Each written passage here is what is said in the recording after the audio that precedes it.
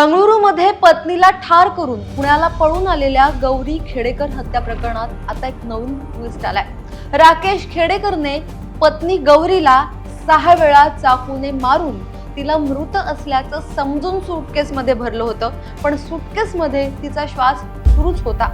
गौरीला सूटकेसमध्ये भरून तिला मृत समजून राकेश तिच्यासोबत रात्री उशिरापर्यंत बोलत राहिला आणि गौरी सुटकेसाठी श्वास घेत तडफडत राहिली। पोलीस तपासातून याबाबत धक्कादायक माहिती समोर आली आहे। नमस्कार, मी हरिता पुराणिक, तुम्ही पाहताय लोकमत।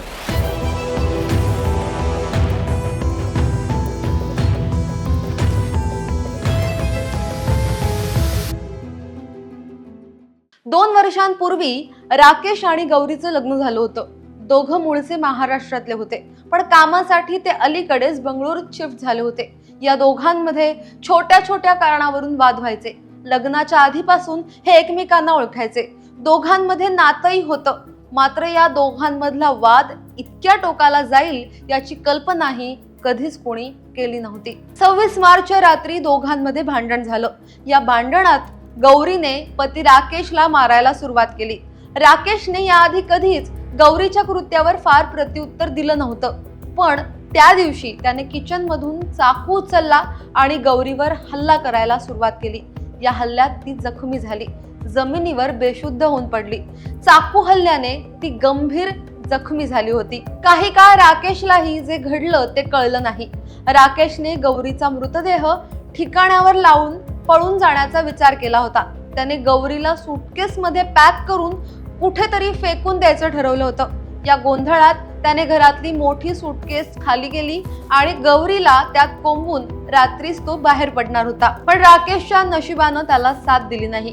सूटकेसचं हँडल तुटून त्याच्याच हातात आलं। बिना हँडल इतकी वजन असलेली सूटकेस फरफटत नेणं आणि मृतदेहाची विल्हेवाट लावणं शक्य नव्हतं। तेव्हा तो सूटकेस शेजारी बाजूला गौरीच्या मृतदेहाशी बोलत बसला होता।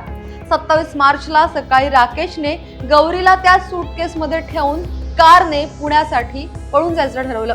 त्यानंतर काय घडलं हे सगळ्यांनाच माहिती आहे। पोलिसांनी जेव्हा बंगळुरूच्या घरातून सूटकेसमध्ये बंद गौरीचा मृतदेह ताब्यात घेतला, तेव्हा फॉरेन्सिक तपासात सूटकेसमध्ये म्युकस म्हणजेच श्लेष्मा नावाचा शरीरातून निघणारा द्रव निघाला।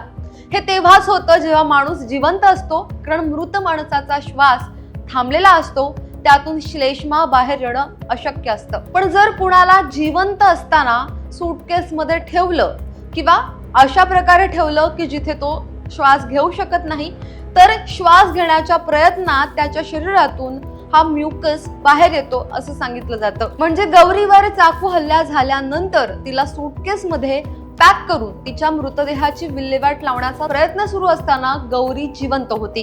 राकेश रात्री उशिरा मृत समजून गौरीशी बोलत होता, तेव्हा तिचा श्वास सुरू होता। राकेशने ज्या सूटकेसमध्ये गौरीला भरलं त्याचं हँडल तुटल्याने त्याचा प्लॅन फिसकटला।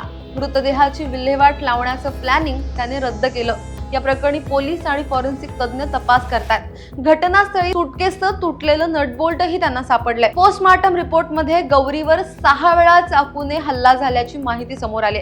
डॉक्टर म्हणाले की गौरीच्या गळ्यावर 3 चाकू हल्ले झाले आणि 3 चाकूचे वार तिच्या पोटाच्या खालच्या बाजूला झालेत, ज्यातून खूप रक्त वाहिलं। पण गौरीचा मृत्यू श्वास रोखल्याने झाला की जास्त रक्तस्राव झाल्यानं झाला हे मात्र अजूनही समोर आलं नाहीये असं पोलिसांनी सांगितलंय। पण या साऱ्यानंतर, आपल्याच पत्नीच्या खुनानंतर मानसिक तणावाखाली पतीने म्हणजे राकेशने विषारी औषध प्राशन करून आत्महत्या करण्याचा प्रयत्न केल्याचं समोर आलं होतं। साताऱ्यातल्या शिरवळ पोलिसांनी त्याला ताब्यात घेत बंगळुरू पोलिसांच्या स्वाधीन केलं, पण विष प्राशन केल्याने शिरवळ इथल्या खासगी रुग्णालयात, पुण्यातल्या ससून रुग्णालयात त्याला दाखल केलं गेलं। आधी तो शिरवळ मधल्या रुग्णालयात होता आणि आता तो पुण्यातल्या रुग्णालयात आहे। त्याच्यावरती उपचार सुरू आहेत। मात्र त्याच्या संदर्भात आणि या हत्याकांडासंदर्भात ही समोर आलेली नवीन माहिती अधिकच धक्कादायक आहे। या साऱ्यावरती तुमचं म्हणणं काय? खाली कमेंट बॉक्समध्ये तुमच्या प्रतिक्रिया अवश्य नोंदवा। पाहत रहा लोकमत। धन्यवाद।